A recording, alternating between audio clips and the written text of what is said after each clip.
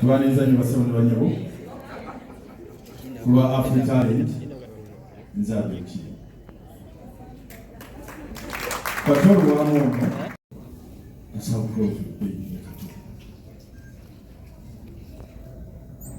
twabelanga oli Kampala ne mama nalo ne salo Katoyo ng'avewa kitange n'ajja amusulowa ng'alina kabumuke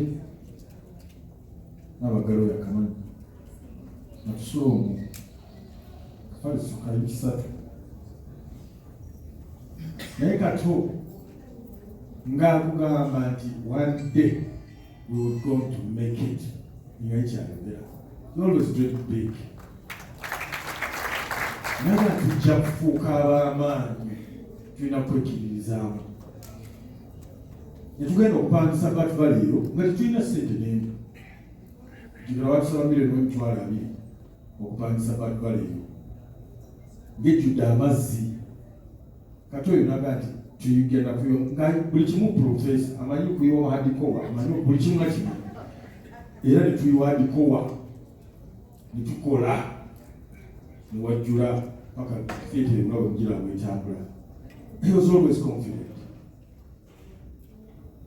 Naga nti akati Africa Talent genda muzanye ne Diamond Sembo genda muzanye tukole sente buli omu genda nzijukira tugenda ku Jemima nga waliyo twafuna abantu 8 naye ng'ebweru bajjudde balya n'okunywa tubeegayirira muyingire munywe abiri muzanyire bagaana olwo ye ali ku police officers mess bataddewo n'obutebe bamanyi tugenda kufuna abantu ng'enkumi 2 kati naffe eno bwe babula ne tudduka tumanya nti today Katoro bakoze twasanga bafuna 13.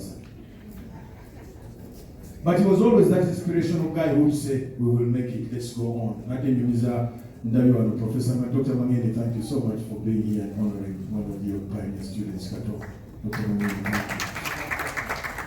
But tumala okuzanya tunoonya tukatya ye aleta amagezi tudde Makerere tuzanye mu main hall at least abaana aba MDD bajja kujja wafuna babatano era he was always ngalagira Maria kwata amplifier teka ku mtoki John kwate ngoma acha kwata metukira mchimvu wao metudda we never gave up until the mizanyo wejja ametukola zikyo mzanyo twasoko kufuna wano yali order kiragiro twakuzanyira wano ne tufuna emitwalo 10 netubiteeka mu nsawo twagenda tuvuma ensi yonna okukirira wakati atambula tuli emitwalo 10.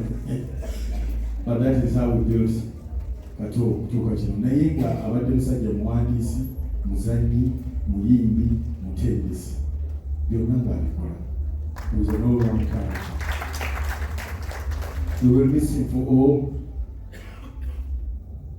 Ekyala Kato kyabadde alina nkyogera kaati ate ayagala nnyo abaana be nnyo ekyo buli omu yakimwegombako. Kato loved his kids beyond measure. He loved his family beyond measure. Era nga byonna bw'oba oyagala okutabukana naye yogera ku ana we.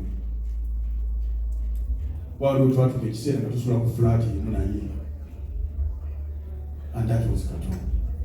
Ayagala nnyo family ye naye ate nga musajja kukozi nnyo n'emitima okutuuka okulwala and everything because he was a hard working guy. We'll always miss him. Yagenda mu byobufuzi nga tetutegeeraganye. Nze neŋŋaana kubanza ebyobufuzi mwami Nserekoze siyagala mwe muli patient nze omuntu okunjeregajirega nyamukubira bwereere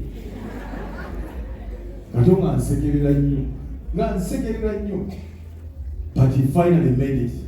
Ebyo Kato bye yali ayagala kuva mu buto nga nze njagenda mu parliament nagenda nja kuzimba TV n'agizimba nja kukola studio n'agikola nja kukola loole nja kukola ekyuma everything that he vowed to do he did. I can speak for months and months about Kato.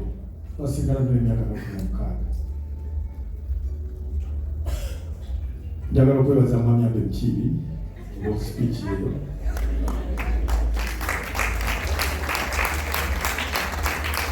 Nsaba nti ashe okusiima ogerere ku lwa Diamond Sembo ajje.